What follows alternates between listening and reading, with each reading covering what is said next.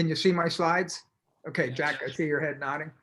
All right. So the title of this is Using Consciousness to Deal with Stress and Anxiety as a Leader. To me, consciousness is a way of thinking. And there's a very wide range of potential conscious streams that we can be operating from at any point in time. Everything from fearful, angry, guilty, shameful, up to optimistic, energized, hopeful, etc. All of those are different mindsets. And what happens is when our conditions change, it challenges us, or it causes us to shift through those different phases of consciousness. And what I focus on doing is helping people through coaching and through online training, et cetera, is helping them to understand where they're flowing through those levels of consciousness and give them tools to help them get to a spot that is productive and effective for them. So as Kimberly mentioned, you know, I'm a conscious leadership strategist. I'm a thought leader.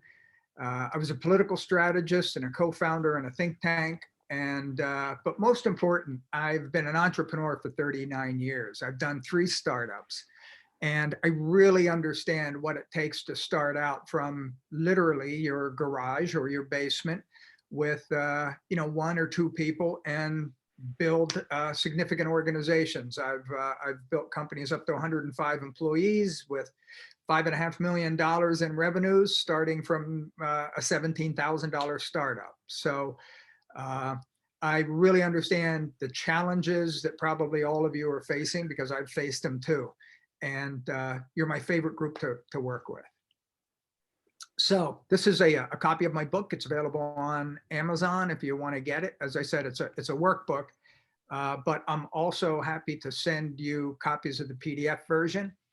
I have a very powerful online training class beginning on January 1st in 2021, and I'm offering it at some really discounted rates. Again, happy to talk to you on the other side of it. And I'm starting a conscious leadership mentoring and coaching program that is also starting at the same time. So if you're interested in any of that, we can always talk on the other side. So here's the format. Opening, there's the first video, then we'll do a Q&A. We'll go to a second video. Each one is 12 minutes. Another Q&A, and then we'll close out. So any questions before I get going? Going once, twice? All right, let's see how this works. All right, so a couple things that, to look out for in this video is the process that I use. I call it, what is so? Okay, so now what? I like to label things so I can remember them and other people can too. And a couple of things I'm going to talk about here is I'm going to discuss what I call the 4 pillars of conscious leadership. And those are parameters that I use to make sure that I don't go into woo-woo when I'm actually coming up with solutions and challenges needed that can be applied in real-world situations. Also going to talk about the two ways people think and process information.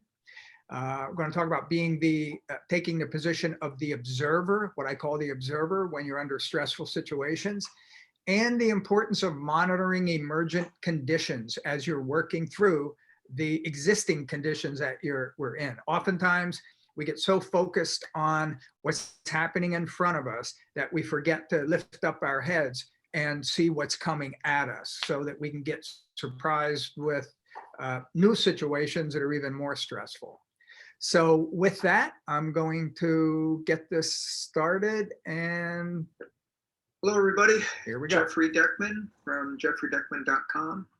I am a conscious leadership consultant, and I am the author of the international award-winning book, Developing the Conscious Leadership Mindset for the 21st Century.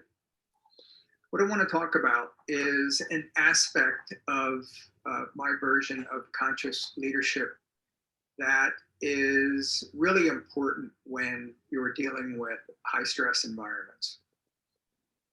In my version of conscious leadership, I look at there being 4 pillars that are absolutely essential. The first is reality. The second is practicality.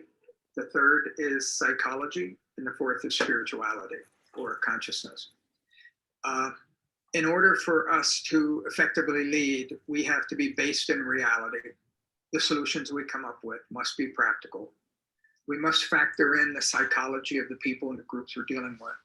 And we also have to have a level of spirituality that affects our thinking so that we lead less from our ego and more from what I'll call our inner elder. We want our high level of consciousness in our decisions and our discussions as we're looking to lead people through situations, much like we're looking at today. So the process that I've developed and I want to share with you today is what I call, what is so? Okay, so now what? Here's how it applies. When you are in a very stressful situation and things are not going your way, you can have a tendency to want to avoid the reality of the situation. You might want to either soft sell it, or on the other hand of that, you might really be overreacting, having more fear around the situation than what is really necessary. So what this process does is it allows you to avoid emotions taking over your thinking. Because human beings have two primary ways of thinking. One is emotionally, the other is intellectually. We actually have a third, which is spiritually, but we won't talk about that in this video. So getting back to the two aspects, we either think emotionally or we think intellectually. To the degree that we are doing one, we are not doing the other. So if I have a situation that really has me unsettled and I am thinking emotionally about it, chances are that's not my best thinking. I once read a quote somewhere, and it's actually in the book, that says, the angrier I get, or the more emotional I get, the dumber I get. So I look to avoid having emotions drive my decisions or the decisions of the group. Obviously, we're going to have them. We accept them, but we don't let them to take over the conversation. So part of what we have to do is to be able to find a way that we can lead the team through a process that gives them an intellectual methodology they can use to think through their challenge. So that way, emotions don't take over. You know, it's not simply enough to say, don't be emotional. That's like telling somebody not to think about a white rabbit. All you're going to do is think about a white rabbit. You have to be able to say what it is that you need to focus on. It's not enough just to say, don't be emotional. Well, what do we have to be, right? So this is where we pull in the intellectual part of it. So here's how it works. The first step is to define what is so. And that is where you sit down with whomever else is involved in this situation you're going through. And you very clearly look at several things. You look at what is known about the situation. You look at what is unknown about the situation. And within the unknown, you try to get a sense for, well, what would be the worst case situation of the unknown and what's the best case. So often we are very quick to look at the parts of a situation that might scare us, but hesitate to look at those that don't. But in order to be able to come up with successful solutions, you really have to be able to look at the possibility that maybe it won't be as bad as what you think. And while you're doing that and while you're speaking to that, you're also serving to keep the group that you're working with realizing that it may not be Armageddon that we're all looking at. Because if you're looking at Armageddon, everybody's getting panicked and people are starting to think about themselves. instead of what's in the best interest of everyone. And typically what happens that is in the best interest of everyone normally includes that someone who's thinking about bolting and running. So anyway, what you want to do is look at the what is known and what is not known, and then take the position of being a detached observer. In other words, remove yourself as a participant in the situation that's going on. Best way I can put that is think of the situation almost like if you were taking an MBA class and you were studying a case history. And the case history simply involves all the people that are involved in your situation with their talents and their personalities and their capabilities and all that type of stuff. And what the situation that you are in the middle of experiencing involves. And by taking the position as an observer and encouraging everybody else on your team to take the position as an observer, you are depersonalizing the situation. And when we depersonalize the situation, we de-emotionalize the situation to a degree as well. And it's really essential that you do this to the best of your ability. You know, you'll do some of it good and some of it not good. And, you know, you might decide to go back the next day and redo certain aspects of it. So don't expect to get this perfect. This is a practice. It's not a perfected process, okay? So to the degree you work it will determine how well it works for you. But don't worry about doing this thing perfectly. So take some time, define what is so as best as you can collectively, and then based on what is so, get to the point of, okay, so now what? And what you're doing with that is you're leading the team through what are we going to do that is going to position us to most favorably work through the reality that we are facing or are about to face. And once again, you approach this intellectually, but you've already set the stage. You've already created this energy around this whole conversation about not being emotional and being intellectual with the first step of this. So you just carry that momentum into the second step. Okay, so now what? What are we going to do? What could be the outcomes of those things that we do? And really take some time to be as thorough as you can with that without really beating it to death. You'll get a sense for how much is too much. And then on the other side of that, do your best to document what it is that your next steps are.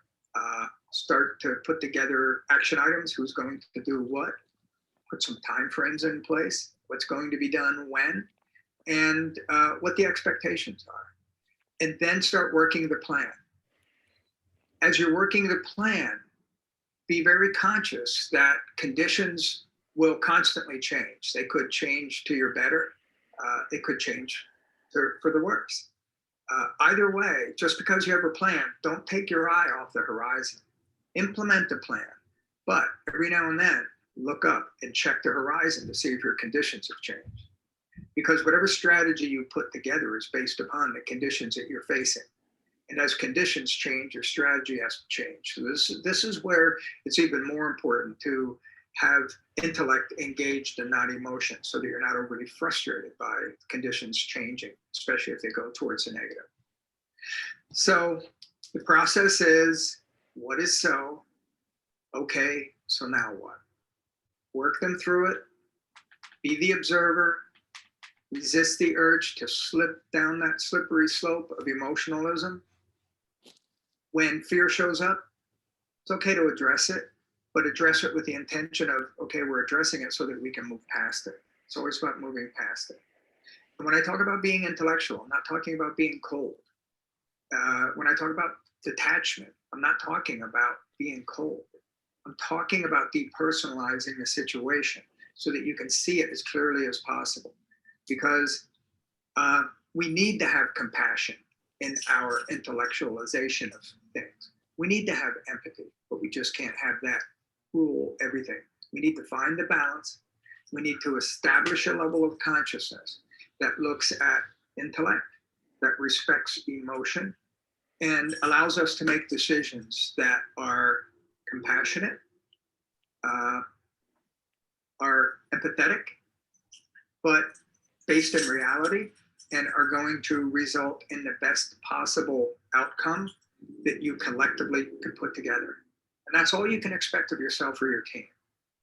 And go through it together, and encourage people to provide input if they see things changing.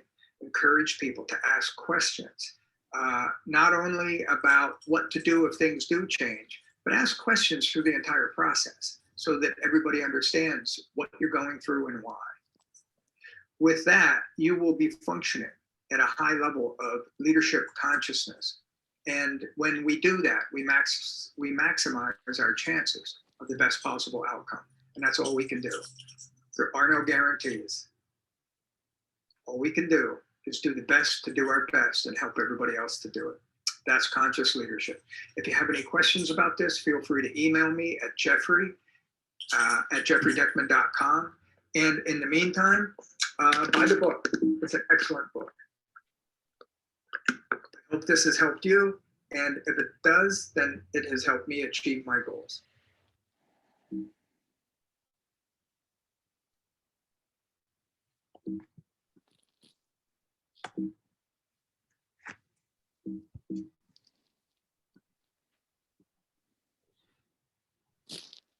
Okay, am I back? Is anybody hearing me? Hello, everybody. Jeffrey. Sorry about that. I am having a technical difficulty here. Kimberly, can you hear me? Yes, I can hear you. Okay. I think what I'll do, just to make sure that I don't lose the continuity here, is, let me see if I can, oh, I think there we go. All right. So, questions? And what are you seeing now? Are you seeing the Q&A? We're not seeing your screen right now. We're just seeing the normal Zoom You're window. seeing, okay. All right, we'll go back into that screen. So, any questions or thoughts about what we just heard here?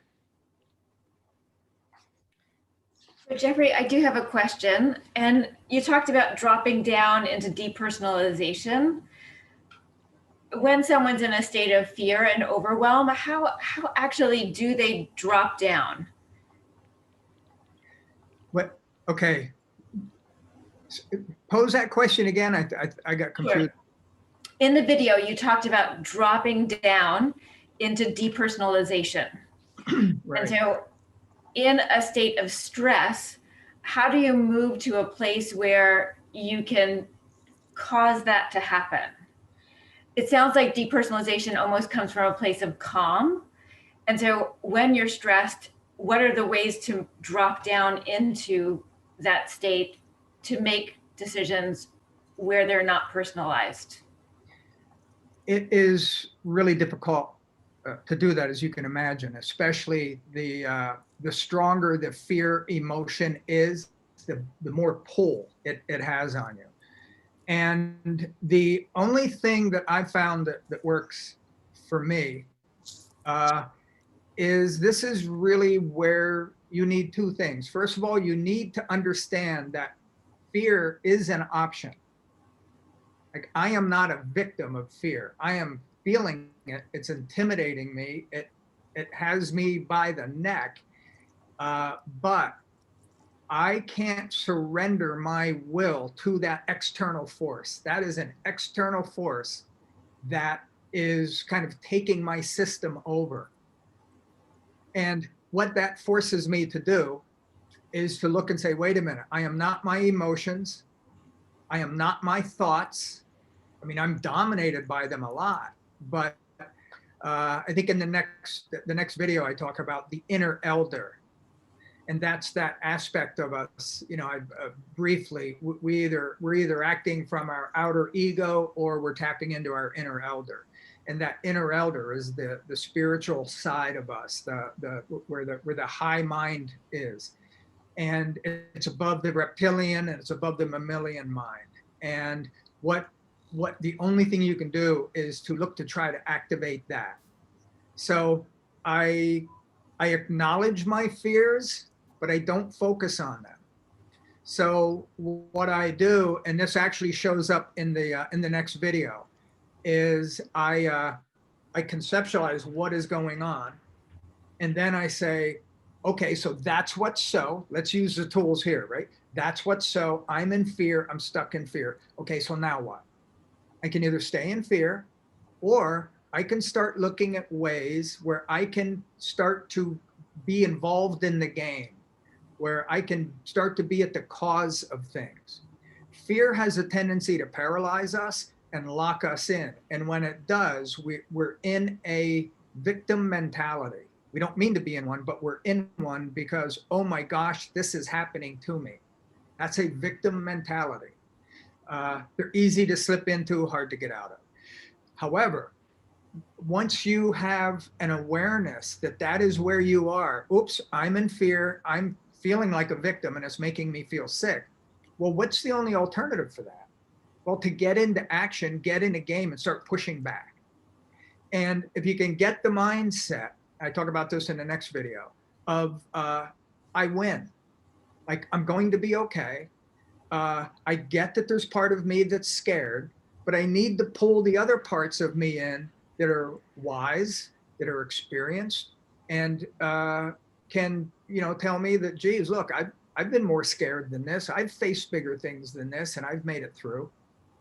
So if you can make fear a trigger instead of a trap, that is the beginning of you being able to pull yourself out of it. So fear hits me normally, it's a trap, I'm in it. With my way of thinking, that's a trigger for me to say, oh, okay, so now what? How do I get out of it? What are the tools that I use? What resources do I have? Obviously we're all adults, we're all smart, we all have capabilities, and we've gotten out of many, many jams. So it's just time to pull that higher level of consciousness that we all have in, to be able to get out of the emotion and into the intellect. And I also spoke briefly about the spiritual aspect of the mind. So if you're spiritual, you can also use that to help give you perspective and rise above the existing situation. Does that help? Okay. Yeah, these are, we're doing 12 minutes on it, but it's obviously a really deep conversation. But that's the thing right there. Understand the dynamic that fear has got you trapped, and that there is an alternative. And once you start activating that alternative, now you're in the game as opposed to being in the victim, you're at the cause. And that helps to start shifting that energy away from keeping you trapped to getting you moving. You want to break the momentum. The momentum of fear is this way. The momentum of movement is that way. And the more you move out of fear, the further you get away from fear, and the more you get into the solution mindset. So it's a win-win. Hey, Jeffrey, I have a question. I'm just thinking, what would be the time factor to achieve that shift from the current status to the mindset you described. I'm just thinking, if a leader is having a bad news, which is also affecting him, and at the same time, in the next moment, this person needs to communicate that to other team members who are also affected, there is no really a big time interval in between to work on the shift which you describe, and be able really to communicate, commanding his or her emotion. So is it something which is which can be well equipped through training or experience, or what is your thought there? Yes, that skill can be developed. And if you're in a leadership position, I would suggest it's essential that you develop it, because as leaders, everyone is naturally designed to be looking to us to see how are we doing. I remember when I was a kid, I got hurt really bad. I was like 4 years old. And my mom picked me up, put me on this counter, and I'm looking right into her eyes to see how scared is she, because that's going to tell me how hurt I am. And that's our relationship to our leaders. We want to look at the leader and we want to see, you know, how are we doing? Where are we? I mean, it's one thing for us to be scared, but if they're scared too, if I'm scared and I see that they're confident, they might be concerned, but they're moving forward, then I am able to get closer to where their thinking is. And it is a discipline. You have to practice it. You have to practice it. You have to hold yourself accountable. One of the things that helps me hold myself to a high degree of accountability is the fact that other people are depending upon me. It's not just for my benefit that I get clear. I have a tendency not to work as hard for my benefit as I will for someone else's. So I will put that in play. And, you know, one of the key things to remember about this when in anything you're doing as leadership is think of everybody as a tuning fork. You know, we all have energy fields around us. A group called Heart Maths has identified that our energy fields go out, I think it's either 3 feet or 3 meters, could be either one. So we send these energy fields out, and everyone else is a tuning fork. We have mirror neurons that allow us to see how someone is, and we have a tendency to pick up on their vibe, so to speak. So, you know, you've probably all been in meetings or in a situation where everybody's happy, and, you know, Eeyore or Frowny the Clowny comes in and they may not even say much, but you can tell that they're off, and it can bring the tone of the discussion down. That dynamic works both ways. So if you can, as quickly as you can, get yourself into a spot where you can, even if you fake it until you make it a little bit, don't show up in front of the group scared without a plan. And you don't have to have a fully worked out plan, but you have to have a strategy that we're going to work our way through this. And as you do that, what you will see is people around you will get a little bit more relaxed, and they'll start mirroring the energy that you're sending out. So you have to practice it. You'll have a lot of opportunity to practice it because there's a lot of chaos going on right now. But you really have to create a discipline around you can get into that space pretty quickly, because you can't get your team there any faster than you are. So you do your best to do your best, but the quicker you get it, the better you get at that, the quicker you're going to be able to rally your team and help them out. But this is not easy. It's not a magic wand. But with practice and a process, you can get there. Anybody else?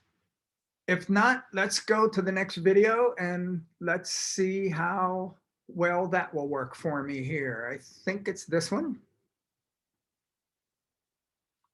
It is.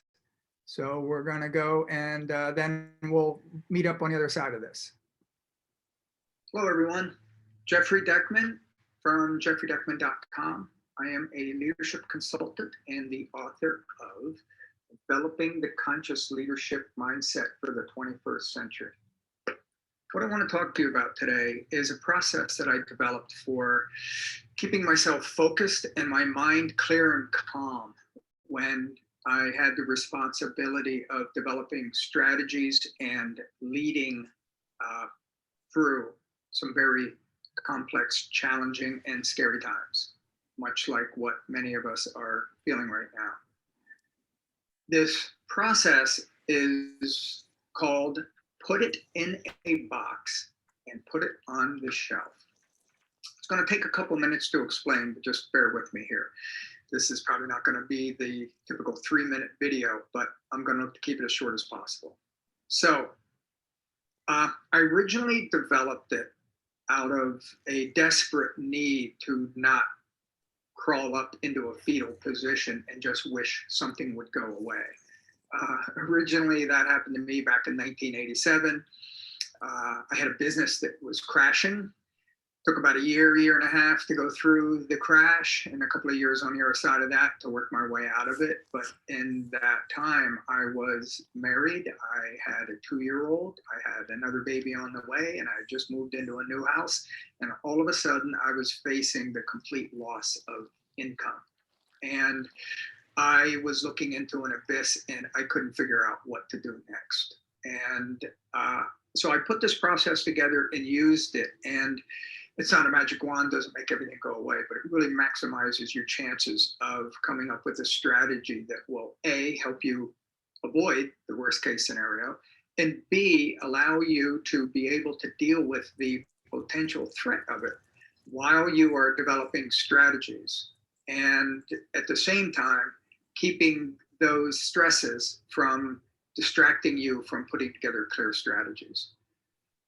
More recently, I used it just a couple of years ago to help me get through my stage 4 cancer experience. And although that was not a business situation, that was a personal situation, as you can imagine, it was a pretty high risk scenario that I went through. And I employed it, and it helped. So let me explain what this process that I call put it in a box and put it on the shelf works. Goes like this. First thing you do is you take time to think about what your worst case scenario would be. That thing that can hit you at 2 o'clock in the morning and give you that feeling in the pit of your stomach that I just don't know what I'm going to do. I'm going to face an impending doom here, and this is not going to go well. And that type of thinking that just gets you in this mental OODA loop. You're going around and around and around, kind of like the hamster on the hamster wheel, and it dominates all your thinking. And not only does it dominate your thinking, it also takes time, very important time that you could be using to develop a strategy that would help you to avoid the worst case scenario.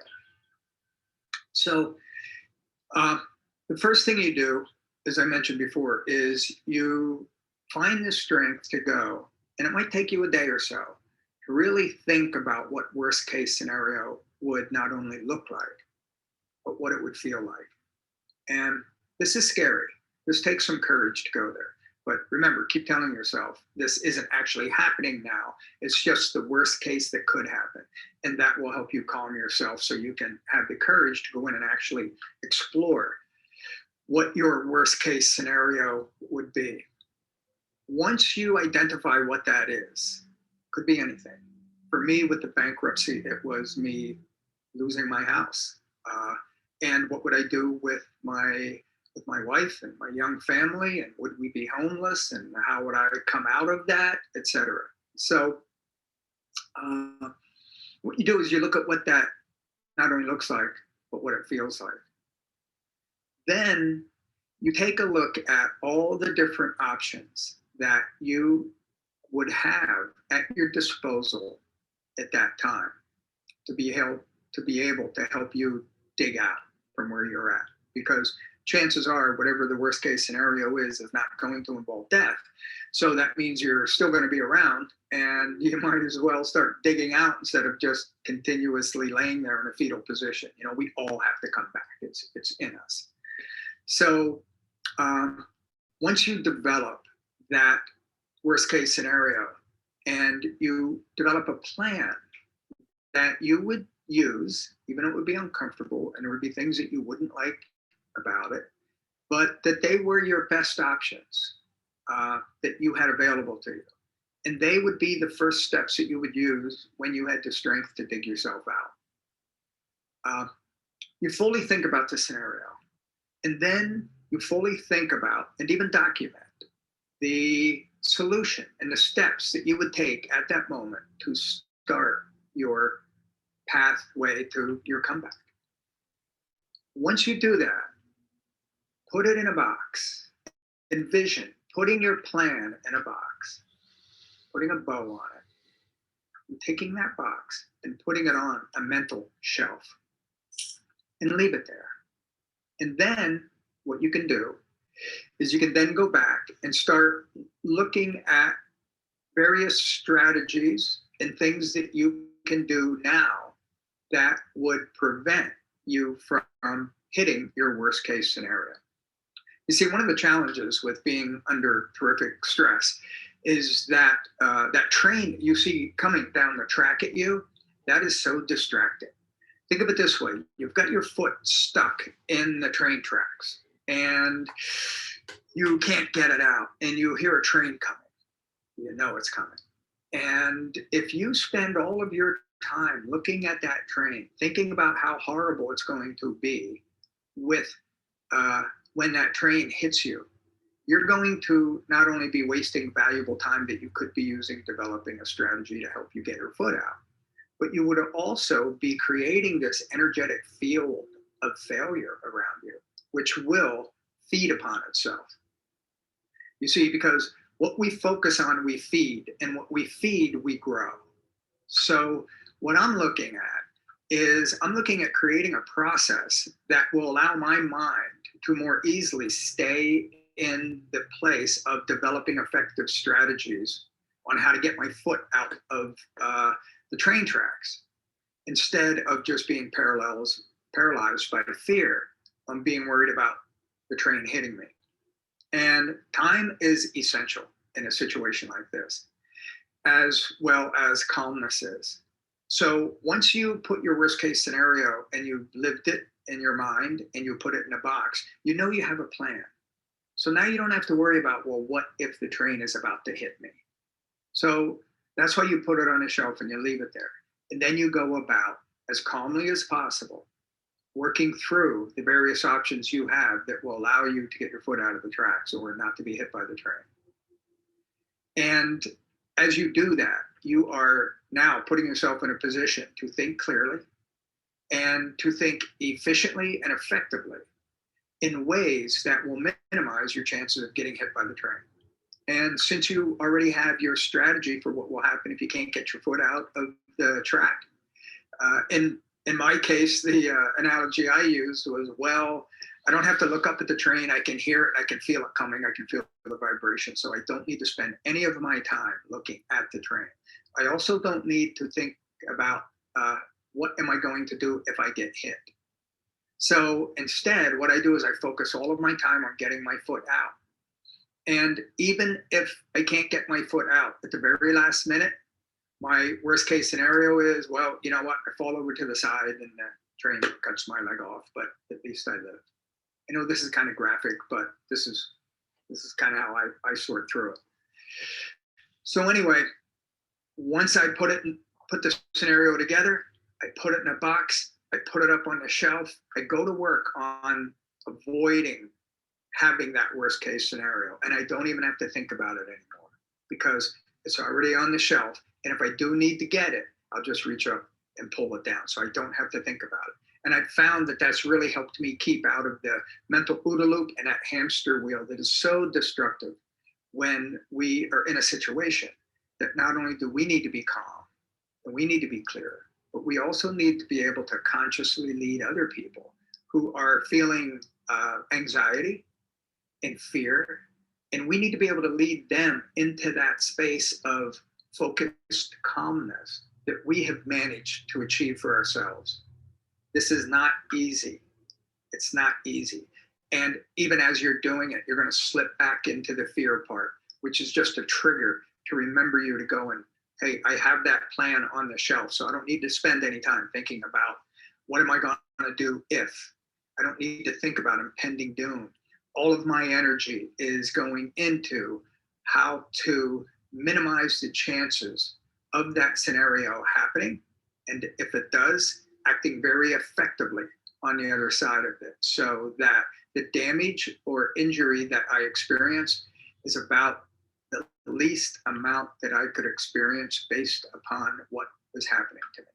So I hope this makes sense. If it doesn't, feel free to reach out to me at jeffrey@jeffreydeckman.com. And the main thing about this whole process is you have to establish the mentality and live and breathe and feel this as well of I win. We win. Of course we get through this. And you have that mentality right up to the end. And it's not irresponsible and it's not dreaming, because you've already have your worst case scenario identified and you have a solution for it. So it's not living in la la land. None of this is woo-woo. This is all about establishing a level of consciousness that will help you get through what it is you need to get through, and to be able to lead other people through it as well. And if you like this thinking, then you will love this book. I suggest you take a look at it. I suggest you buy it. And it is absolutely a game changer. But in the meantime, at least try to remember the process of put it in a box and put it on the shelf. I hope this helps. Thanks for listening. Okay, am I back? You're back. Okay. John, I always like you shaking your head. I can hear it from here.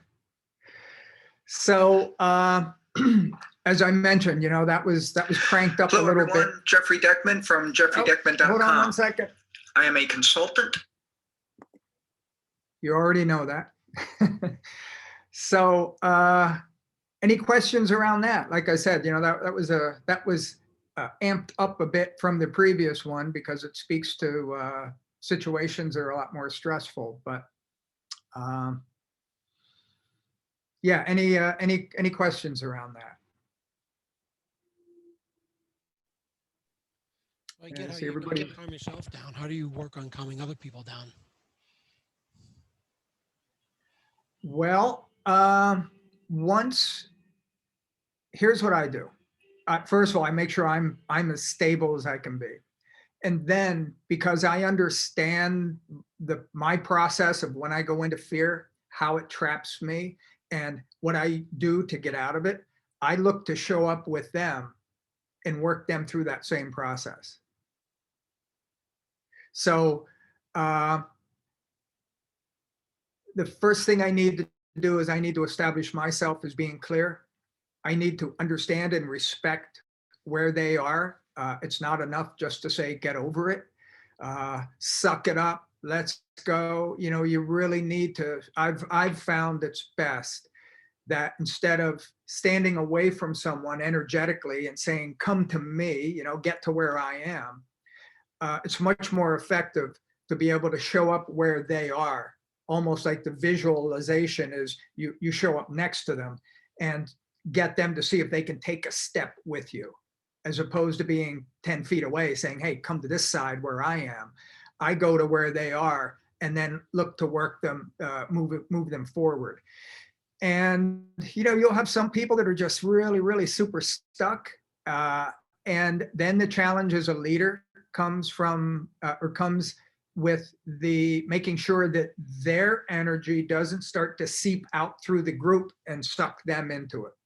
I talked before about energy fields and mirror neurons and what have you. So within a situation like this, let's say I'm trying to work everybody through it, and I have somebody who's really concerned and they're a doubting Thomas, and what I know is happening within the group is there's competing energies, and the people are either going to be drawn towards one or the other.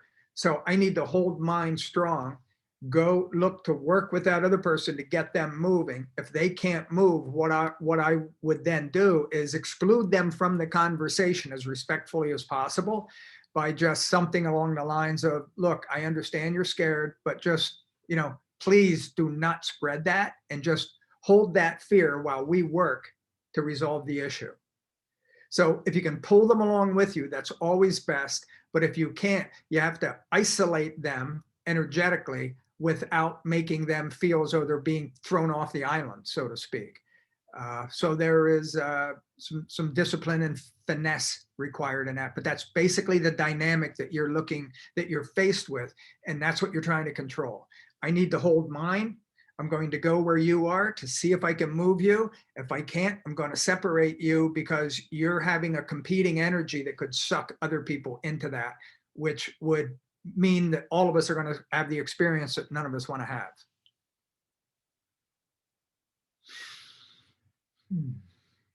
Anybody else?